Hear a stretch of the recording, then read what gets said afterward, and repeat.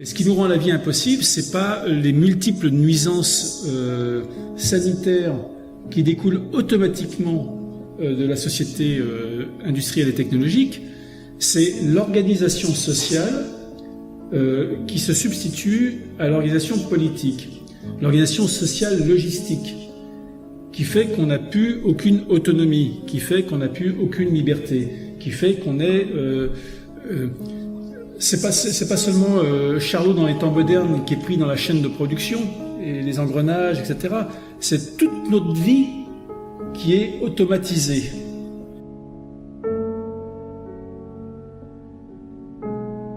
Nous sommes tous sommés de nous plier à des procédures et à des façons de faire que nous n'avons pas choisies.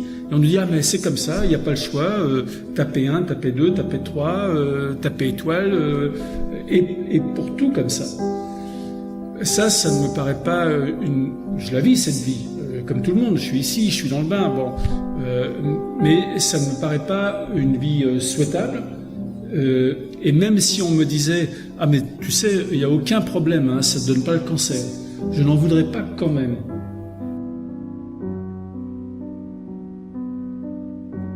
Et comme je n'en voudrais pas quand même, je préfère qu'on remonte à la racine des choses.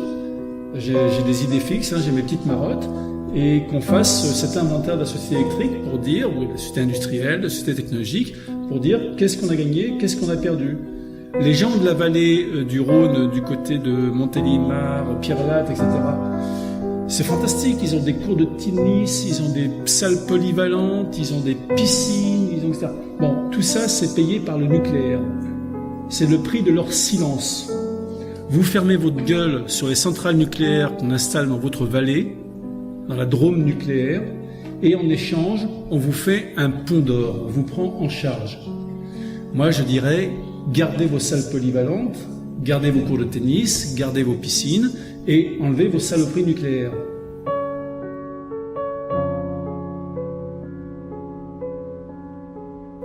Et il en a ainsi sur tout un tas de sujets. C'est la question de l'emploi. C'est la question de l'emploi. Il y a quelques semaines,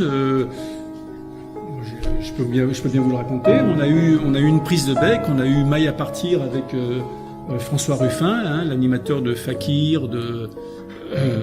c'est quoi son film déjà ? Merci Patron. Merci Patron, etc. Bon, François est venu à Grenoble soutenir les ouvriers d'Ecopla, c'est une boîte d'aluminium. Bon, les ouvriers d'Ecopla, ils sont tout à fait estimables, ils travaillent dans la vallée, etc. Ils salopent la vallée. Ils salopent la vallée. Grâce à eux, les vaches sont mortes, les bois sont morts. Les gens sont malades, eux-mêmes sont malades, mais ils sont prêts à tout pour garder leur emploi.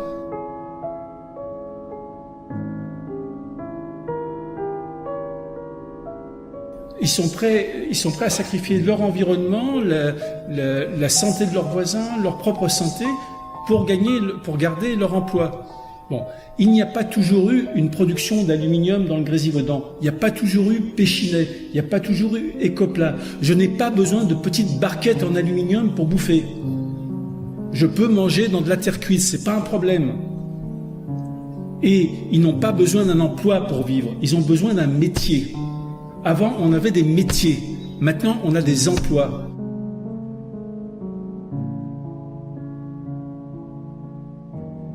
Quand on a un emploi, on est interchangeable, on est impersonnel. On passe d'un emploi à un autre. Au mieux, on va être formé en 1 an, en 2 ans. Ça, c'est pour des emplois d'élite.